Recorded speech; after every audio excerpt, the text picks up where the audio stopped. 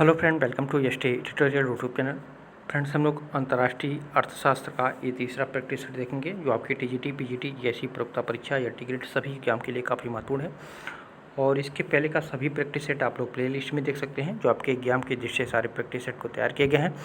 तो वीडियो को अंत तक जरूर देखिएगा। अगर वीडियो अच्छा लगे तो चैनल को सब्सक्राइब कर लीजिएगा, लाइक कीजिएगा, दोस्तों में शेयर भी कर दीजिएगा, बेल आइकन पर प्रेस कर लीजिएगा ताकि आने वाले वीडियो का नोटिफिकेशन सबसे पहले मिल सके। तो चलिए क्वेश्चन को शुरू करते हैं।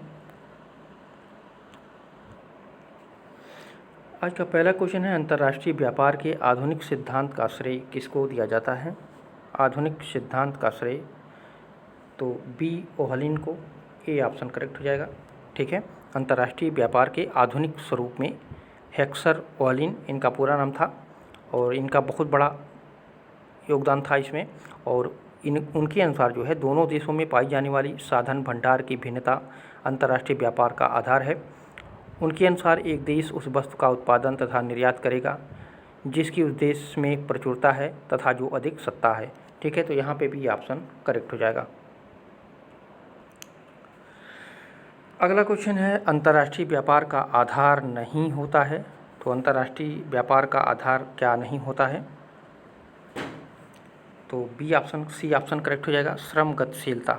ठीक है, अंतर्राष्ट्रीय व्यापार में साधन देशों के बीच अगतिशीलता होती है, प्रगतिशीलता नहीं होती है बल्कि जो है अगतिशीलता होती है। और इस प्रकार श्रम और पूंजी को देशों के बीच अगतिशील माना जाता है। श्रम की अगतिशीलता के कारण जो है भाषाओं, रीतियों और व्यावसायिक कौशलों में भिन्नताएं, पारिवारिक संबंधों को छोड़ने की अनिच्छा, विदेशी यात्राओं के खर्चे तथा श्रमिकों के अप्रवास पर विदेशों द्वारा लगाए जाने वाले प्रतिबंध, इस सभी इसके अंतर्गत जो है आ जाते हैं। ठीक है, तो यहाँ पे सी ऑप्शन करेक्ट हो जाएगा क्योंकि यहाँ पे नहीं पूछा है। अगला क्वेश्चन है, हेक्सर ओहलिन सिद्धांत के संदर्भ में गलत कथन कौन सा है? तो साधन गहनता प्रतिलोम वांछनीय होता है, ये तो सही है, सही कथन है। विभिन्न देशों में साधनों की उपलब्धता में अंतर होती है, ये भी सही बताया गया है। किसी उत्पाद की उत्पादन फलन में समानता रहती है, ये भी सही है। उपर्युक्त में से कोई नहीं, डी ऑप्शन इसमें सही हो जाएगा, कोई गलत नहीं है, यहाँ पे तीनों सही है। ठीक है, हेक्सर ओहलिन ने जो सिद्धांत दिया था उसमें निम्न मान्यताओं को आधारित किया था। पहला था दो देशों दो वस्तुओं तथा उत्पादन के दो साधन हैं। दूसरा था दोनों वस्तुओं के उत्पादन फलनों की साधन गहनताएं विभिन्न होती हैं। और तीसरा उन्होंने बताया था साधन गहनताएं बदली नहीं जा सकती हैं। और चौथा बताया था दोनों देशों में प्रत्येक वस्तु के उत्पादन फलन समान होते हैं। ठीक है, तो यहाँ पे आपका तीनों उसमें सम्मिलित है, तो यहाँ पे कोई कथन गलत नहीं होगा, डी ऑप्शन करेक्ट हो जाएगा। अगला क्वेश्चन है, संतुलन व्यापार शर्त का निर्धारण होता है। संतुलन व्यापार शर्त का निर्धारण क्या होता है? तो उत्पादन संभावना वक्रों द्वारा होता है, प्रस्ताव वक्रों द्वारा होता है, प्रतिपूरक मार्ग द्वारा होता है। तो इन सभी द्वारा जो है संतुलन व्यापार शर्त का निर्धारण किया जाता है। तो यहाँ पे डी ऑप्शन आपका करेक्ट हो जाएगा। हैबरलर ने ये बताया था कि अंतर्राष्ट्रीय व्यापार के सिद्धांत में कुछ विश्लेषणात्मक औजारों का प्रवर्तन किया है। वे औजार माने जाते हैं उत्पादन संभावना वक्र, समुदाय उदासीनता वक्र, व्यापार उदासीनता वक्र। व्यापार सिद्धांत में सामान्य संतुलन का विश्लेषण करने के लिए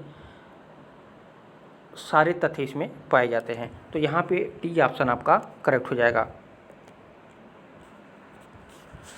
अगला क्वेश्चन है, अंतर्राष्ट्रीय व्यापार का बैकवाश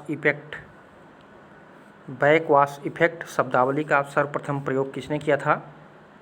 तो इस शब्दावली का सर्वप्रथम प्रयोग किया था गुरनार मेडल ने, ए ऑप्शन करेक्ट हो जाएगा।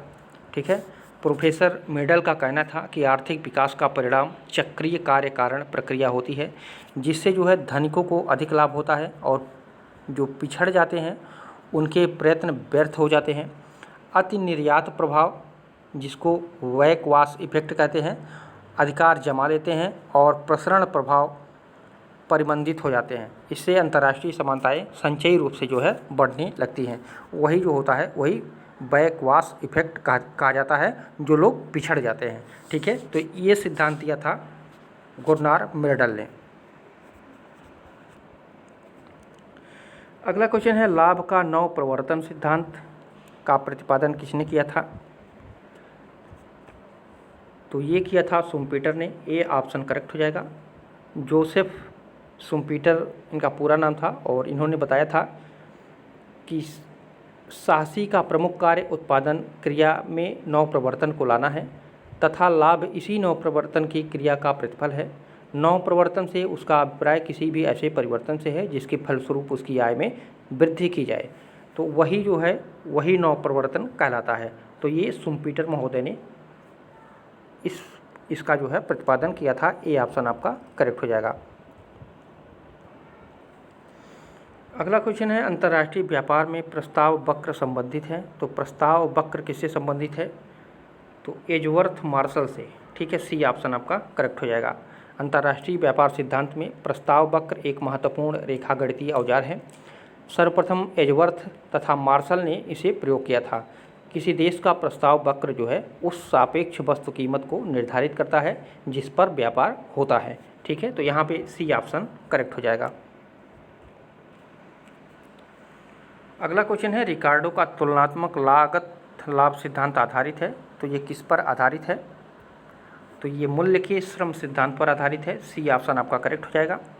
रिकार्डो के अनुसार जो है लागतों में तुलनात्मक अंतर दो देशों के बीच व्यापार संबंध निर्धारित करता है और श्रम के भौगोलिक विभाजन तथा उत्पादन में विशिष्टीकरण के कारण जो है विभिन्न देशों में उत्पादन लागतें भिन्न भिन्न होती हैं।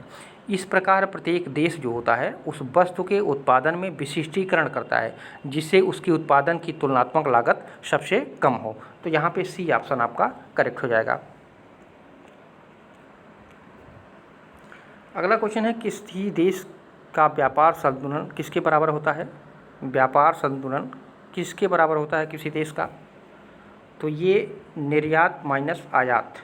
ठीक है, एक देश के व्यापार संतुलन का संबंध केवल दृश्य वस्तुओं के निर्यात मूल्य एवं आयात मूल्य से होता है।